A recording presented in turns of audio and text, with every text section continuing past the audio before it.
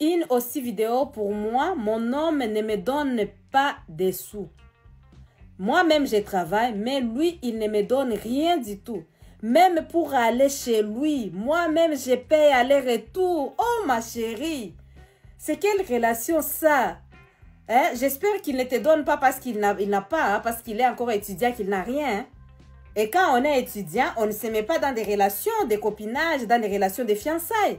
Quand on est étudiant, on se concentre dans ses études. Est-ce que c'est un entrepreneur qui a un projet? Mais quand tu as un projet, mais tu invites ta fiancée, elle vient chez toi. C'est elle-même qui est obligée de payer aller-retour. Hein? C'est quel genre d'histoire ça? Ma chérie, je peux te dire une chose. Et que quand on aime, on donne. Quelqu'un qui aime, il donne. Et Dieu lui-même, car Dieu a aimé le monde, il a donné son fils. Quand on aime, on donne.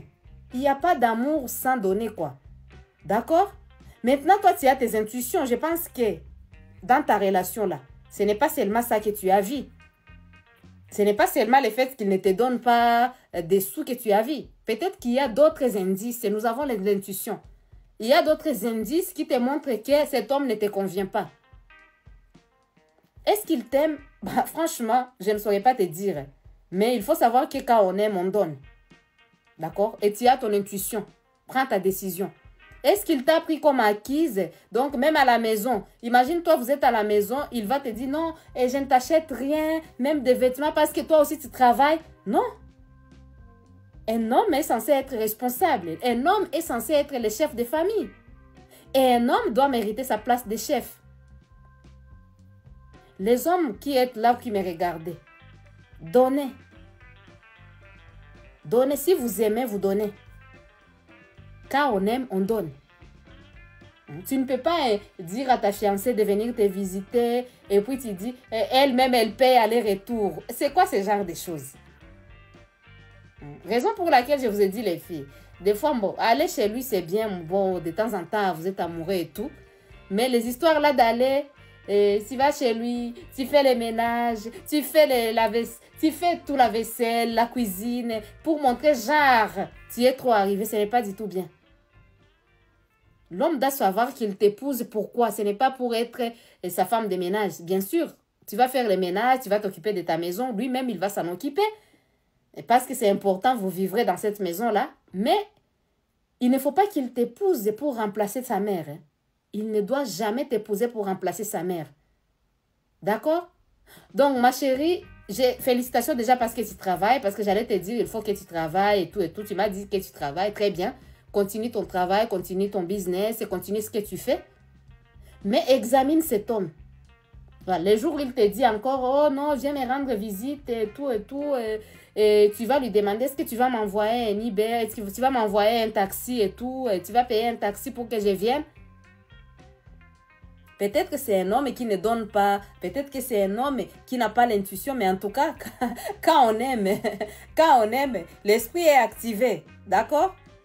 Et tu lui dis non, non, je ne peux pas venir parce que je n'ai pas de transport. Parce que si tu vas commencer à payer comme ça, non, je ne peux pas venir parce que je n'ai pas de transport, bébé. Je ne peux pas venir parce que, voilà, ma perruque, elle n'est pas bien. Je devais faire telle ou telle chose, mais je n'ai pas d'argent. Pour essayer de voir. Pour essayer de voir. D'accord, ma chérie? Je ne dis pas que vous devez dépendre des hommes, non. Mais un homme qui aime peut donner le minimum qu'il a. Je ne dis pas qu'il va donner les millions. C'est chaque homme avec son budget, quoi. D'accord?